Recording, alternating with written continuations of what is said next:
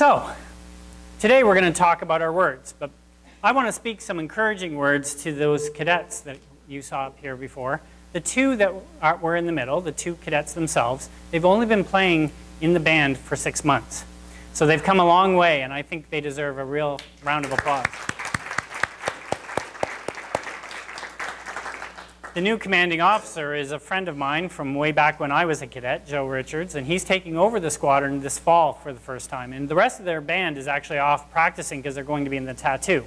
So I was just grateful that a few of them could come and be a part of what I was trying to do this morning, and I think it will tie in nicely a little bit later when we get a little bit more focused on the power of the band, really. Our words are incredibly powerful. And the majority, I mean, there's lots of women here this morning, but a lot of the wives are away today because they're off at a retreat. And so today's Father's Day, and we want to focus on men for a little bit. Ladies, you'll still get a lot out of what I'm going to say anyway, but this really is focused on you guys and me as a man, and the power of the words that we speak as men in our families, to our wives, to our kids, and in our workplaces. And so I want this little talk this morning to be super practical as much as it can be. Did you realize that in the Bible it says when God created the earth and everything in the earth, he did it with the spoken word? God didn't take the earth and make it by hand out of putty and form it into a really neat little creation. He spoke it into being. He spoke light into being. He spoke the waters into being. He spoke life into being. And so God is so powerful, and his words are so powerful that they speak life. Solomon, who was one of the wisest men who ever lived, in Proverbs, he said, "The tongue has massive power. The tongue has the power of life and of death." So the tongue is so powerful that it has the power to speak life or death. So the words that we speak on a daily basis can be life-giving words, or they can be life-taking words. Remember the illustration last week that I gave about the vulture versus the hummingbird? The vulture is looking after death. A vulture, even when you see it, there's not too many people when they see a picture of a vulture that they go, "Oh, isn't he cute?" Now when they see a hummingbird, they go, "Oh, isn't he cute? Look at how fast he can move." The vulture's the representation of death, or the speaking of bad words, or destructive words. The hummingbird is seeking sweetness and life and energy and excitement. One is very attractive and one is very repulsive. If you want to change in your circumstances, and if you want to change in your life, you have to change the words you speak. I have to change the words that I speak. Let's look at the book of James for a minute. And if you're not, a church person, you don't understand the Bible that well, that's okay, because there's a book in the Bible, a section of the Bible written by James. And James was actually the brother of Jesus. Many people don't know that. And some people think actually that James is probably the best evidence of the divinity of Jesus. So think about this for a minute. What would your brother have to do to convince you that he was the Son of God? I was kind of hoping my brother was going to be here this morning, because he'd have to pull off some pretty amazing stuff for me to say, "You're not just my brother, you are actually the Son of God."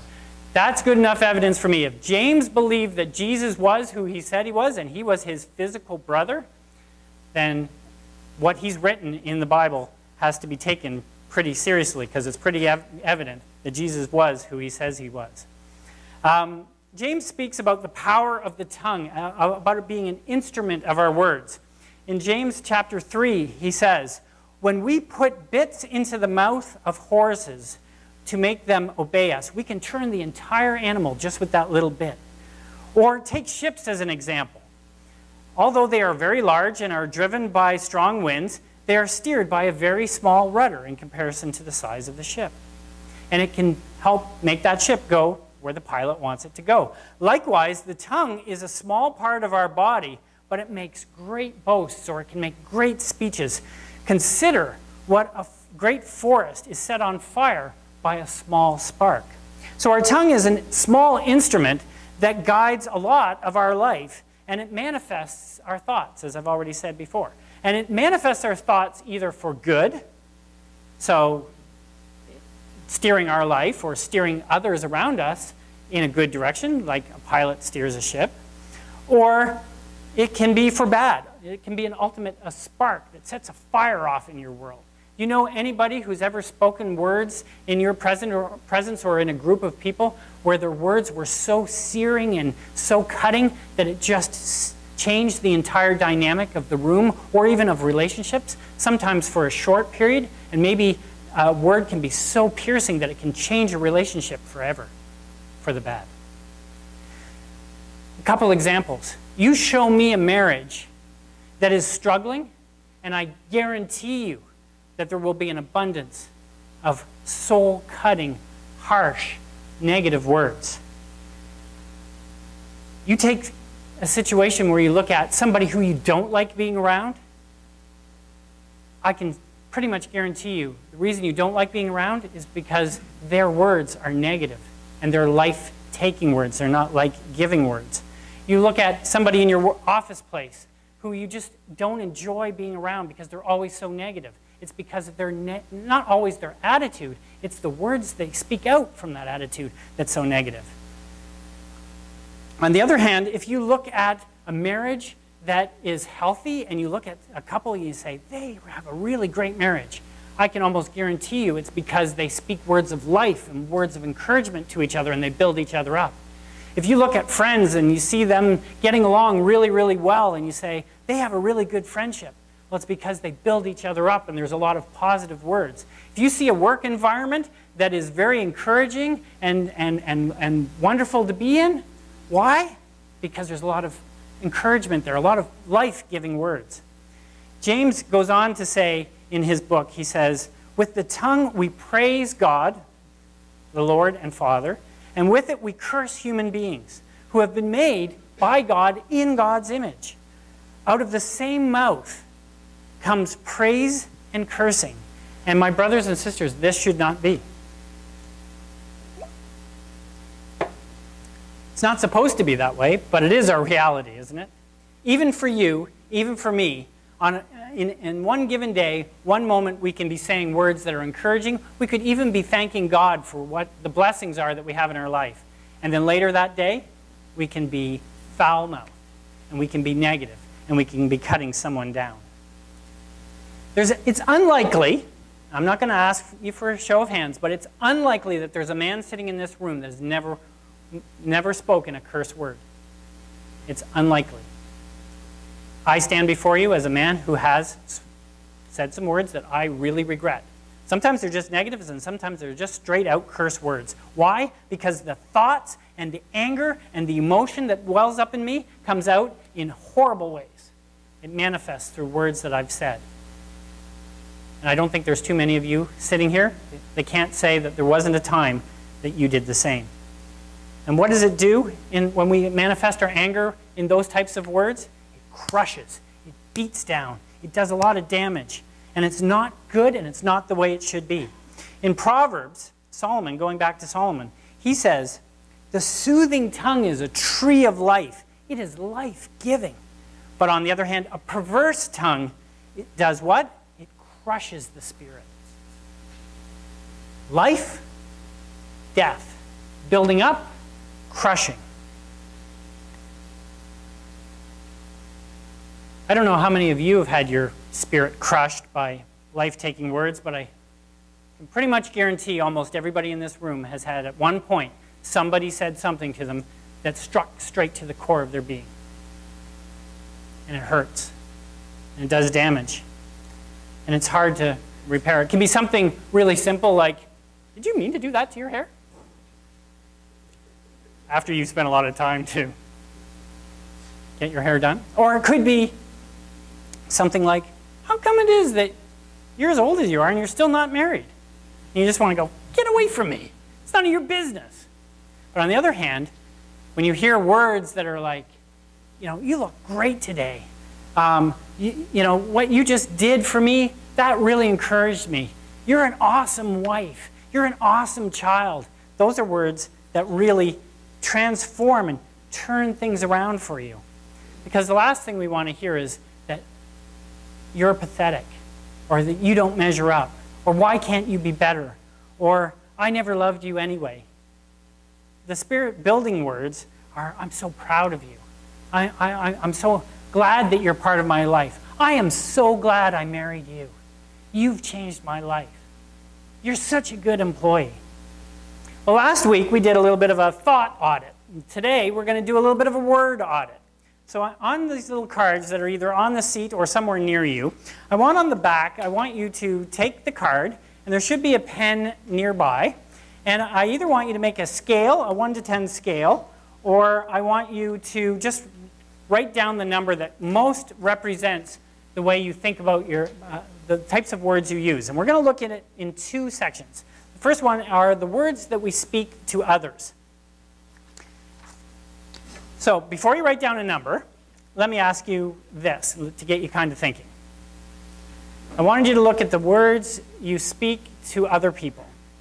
So are the majority, in the last week or even the last month, or maybe you want to look at it a larger spectrum of time, but the type of words that you speak to other people, are they life-taking words? So those are the numbers under 5. Words like, you didn't do a good job. Why is your room such a mess? I'm thinking of my nephew, but I won't. I can't stand that. You're pathetic. You drive me crazy. You drive me nuts. I wish I never married you. Something like that. Have you ever said, do you say are your words typically more on the negative side of the scale, or are they more life-giving words like, I'm so proud of you. You're the best. I thank God for you. That was an incredible meal. You're doing such a good job. I'm glad I hired you. So I just want you to take a moment. If your words are more on the positive side, write down a number that's up above 5. If your words are more negative, this is your own self-assessment. Nobody else. You're not allowed to nudge your spouse or friend. This is totally your thing. So write down the number that you think best represents you in your audit. Somewhere between 1 and 10. And then I want us to look at the words that we speak to ourselves, because last week there was a lot of people in the room that said that our thoughts about ourselves are often more negative than positive. So are your words to yourself, whether they're words that you speak in your mind, or sometimes you might even be words that you speak out in the privacy of your home or in your marriage or with your closest friends, are they life-crushing, life-taking words, or positive, life-giving words? So do you say to yourself, man, I'm going to blow this. I can't do this. Oh, I'll never achieve that. I'm no good. I suck. My life's miserable. My life's bad. Nothing good ever happens to me. I'm not a very good husband. I'm not a very good friend. I don't deserve to be happy. God doesn't ever give me anything. Are those the types of words you say to yourself? Or are they more life-giving words? Like, you know what? God's on my side, and He's going to help me work through this. Or, I'm thankful that I have today to do something great. Or, today's going to be an awesome day. Or, I think that today I'm going to accomplish more than I have in the whole week before. Or, I can do, no matter, even if my circumstance is a challenging one, I know that today's still going to be good, and I'm going to make the best of it no matter what. Are your words more positive on the scale or more negative? So then choose that and write that down on your card. Lower or higher number. So if you put a 10 on, I'm pretty much guessing that nobody put a 10 down for both of these. Because there's tremendous room for improvement in our lives. Even if we are the most positive, most encouraging person, there's still room for encouragement. And because there's power in our words, we need to learn to seize that opportunity and change the words we speak. You see, because if we make small change in a small thing that seems like a small thing like our words, it can make a big difference in our life, in our attitude, and in the way we live and with the people we live with. So I want to kind of give you 2 rules today. Just 2. And see if these might be able to help you out. Rule number 1. If you can't say anything nice, don't say anything at all. Have you ever heard your mother say this to you? She got that right out of the Bible, by the way. If you can't say anything nice, don't say anything at all, or zip it. In Ephesians, this is where it comes from the Bible, it says, "Do not let any unwholesome talk come out of your mouths, but only what is helpful for building others up according to their needs, that it may benefit those who listen." For all of us, this one principle, if you get nothing else out of today, this one principle can change the atmosphere of your life. In your home,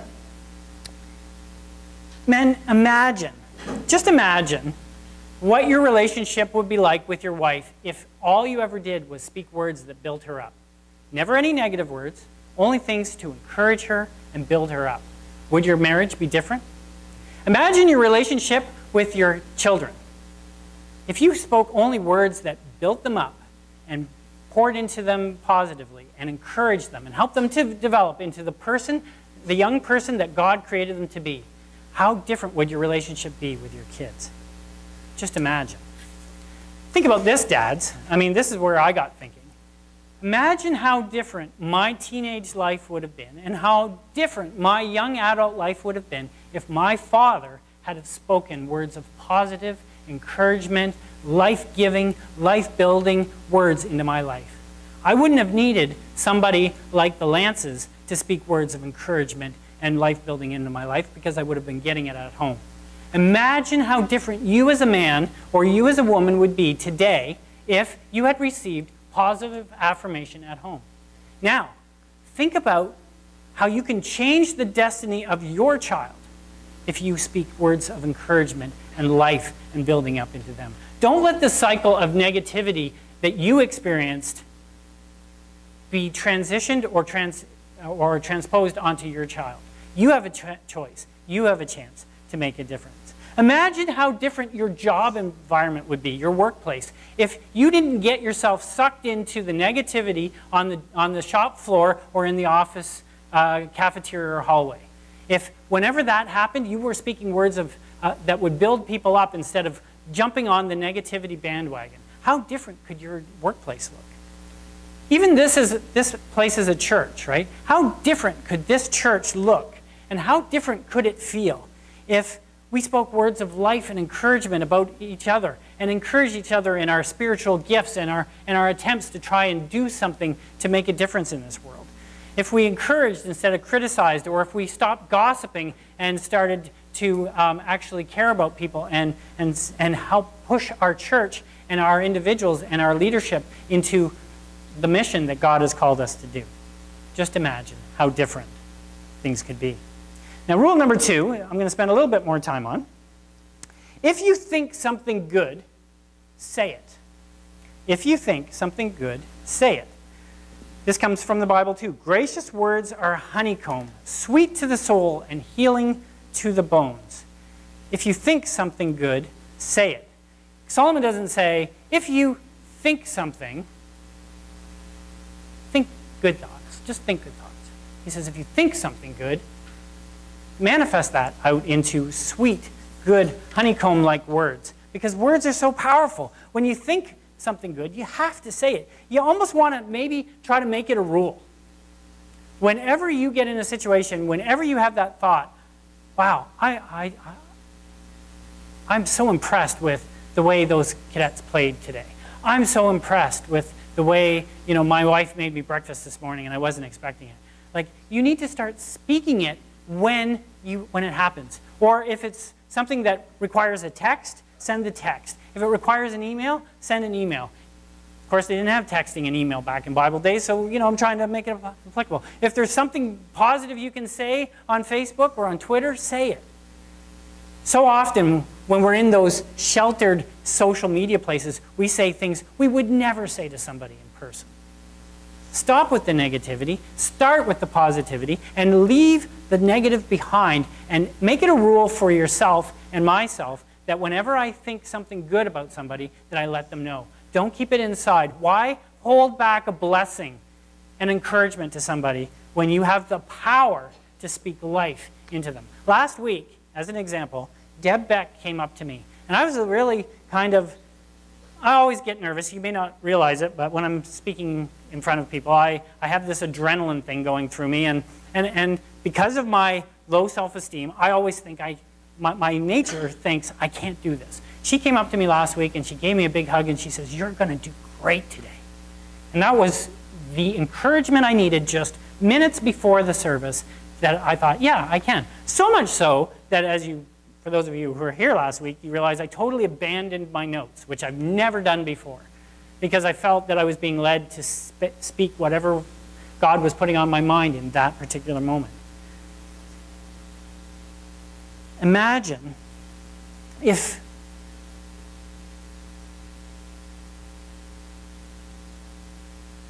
you started to speak words to yourself that were positive.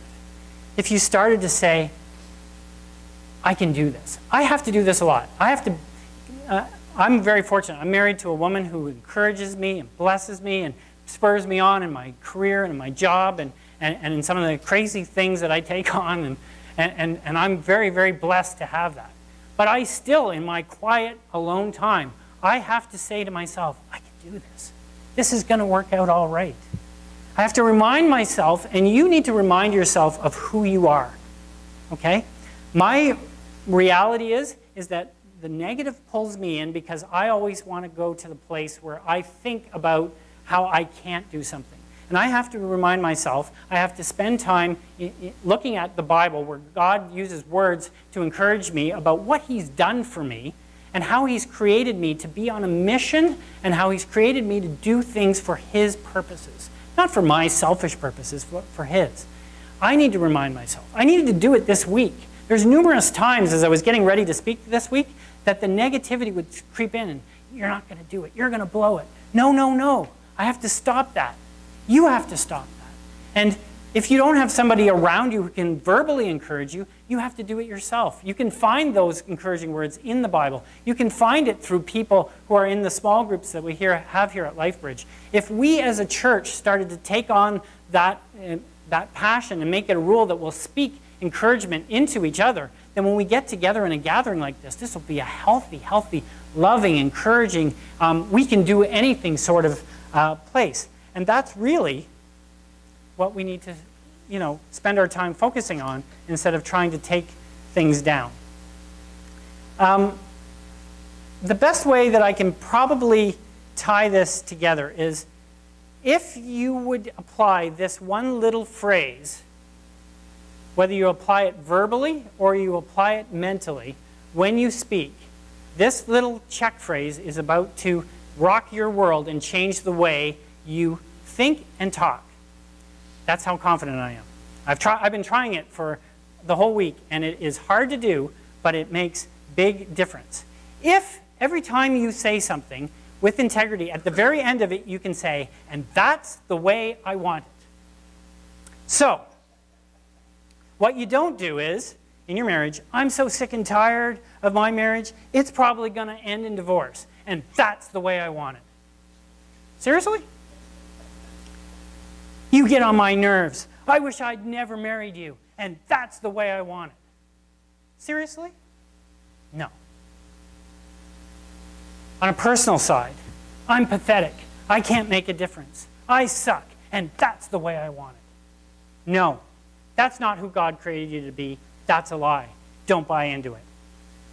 "I can't break this habit. I've been stuck in this rut for so long. I can't get out of it, and that's the way I want it." No, it's a lie. It's not true. "I can't change. God made me this way. People are just going to have to live with it, and that's the way I want it." No, that's a lie. God can change you. You can change, and your words are powerful. But if instead you swing that around and you say stuff like, "My marriage isn't really going great right now, but I'm going to surrender my life, I'm going to surrender my marriage to God so that He can make something great out of it, because that's the way I want it." Or, "My kids are so full of potential, I'm going to help nurture them into the people that God created them to be, because that's the way I want it. Or my business, I believe God's going to make my business successful because that's the way I want it. I believe that God has me in the work environment that I'm in to make a difference because that's the way I want it. I believe that I've been miserable for the last little while, but that's not the way God created me to be, so I'm going to change the way I think, I'm going to change the way I speak because that's the way I want it. Better? Yes. Much better. See the difference? Absolutely. Here at LifeBridge, like, if you thought for a moment last week that the words that I spoke were me reprimanding you personally or me reprimanding the church, that was not my heart at all. I was reprimanding myself as much as I was speaking anything else into your life. Because I have to confess in front of you that over the last 6 months, there have been times where I have spoken words and thought words of negativity towards this church and individuals in it. I've never spoken them to the people. I've never spoken it in public, but I've spoken it to my wife, and that's wrong. That's not the way I want it.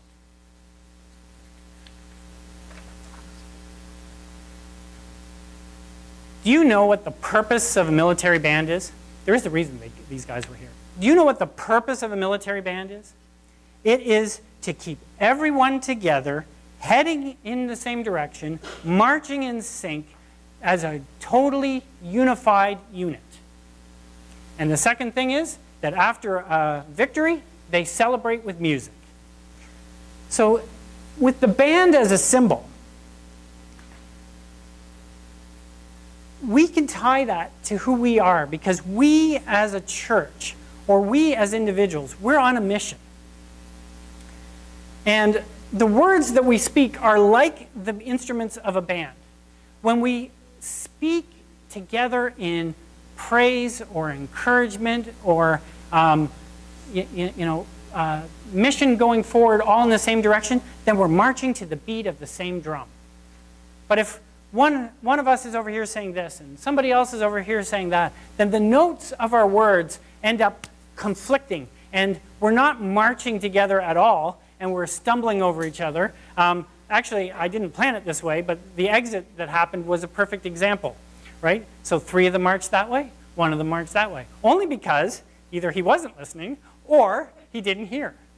But the reality is sometimes we're off marching to the beat of our own drum, heading in a different direction than everybody else. As a church, we're on a mission to help this community, to make a difference in people's lives. And yes, we're not always going to agree, but we all have unique characteristics and unique gifts and talents that when we come together and we start using those and we encourage each other and we bless each other and we speak words of life into each other as individuals and as groups and as a church, then we move forward in unity and harmony, and that's a beautiful thing. It sounds great and it sounds beautiful to God, and it sounds incredible to anybody who walks in from outside and hears the heartbeat of our mission and hears us speaking words of encouragement to each other. And when other people who don't know who God is, when they hear those types of words, they go, what is going on in there? When somebody sees a band or hears a band and suddenly everybody stops and goes, what is going on in there?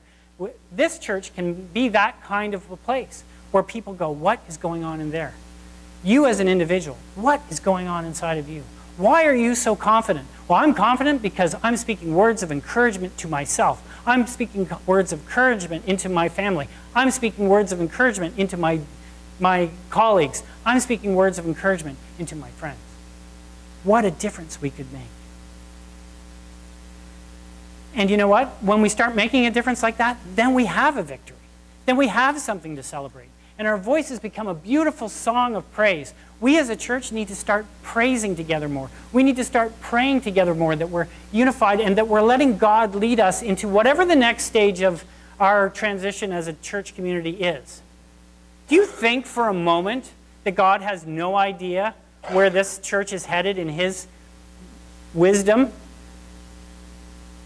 He created this church. He brought these people together, all of us here, from all our different various walks of life, from all our messed up backgrounds, and He started to change the way we think and change the way we see the world, and change the way that we have hope, and change the way that we have purpose, and change the way that we are doing something not for ourselves, but for others. And we're making a difference to bring honor and glory to Him. This is a great thing. You think God doesn't know what He's doing? Absolutely. You think God doesn't care about you or doesn't know what's going on in your life? Of course He does. All you have to do is bring Him in and invite Him into that experience. So going forward, I want this summer for each of us, for me and for you, for us as a church, for us as we mingle with our friends on a deck over a barbecue, at the beach going swimming, as we go camping or whatever we do outside, that we start seeing God around us and we start saying words of gratitude and praise, that we start encouraging people up, and that let's take this summer and get a little rest ourselves. Because I believe, absolutely with confidence, that this fall is going to be a whole new, refreshing season of ministry that's happening in this church through me and through you, and it's going to be maybe even better and bigger than it's ever been before in the last 10 years. Because that's the way I want it. And I'm pretty sure, for the most of you, that's the way you want it too. So, to end this off, because I do have a little bit more time, I'm going to show you a little video because it does tie in. And then we're going to have a little prayer time, and then Ed's going to come back and close us with a song. So let's take a second and watch this video.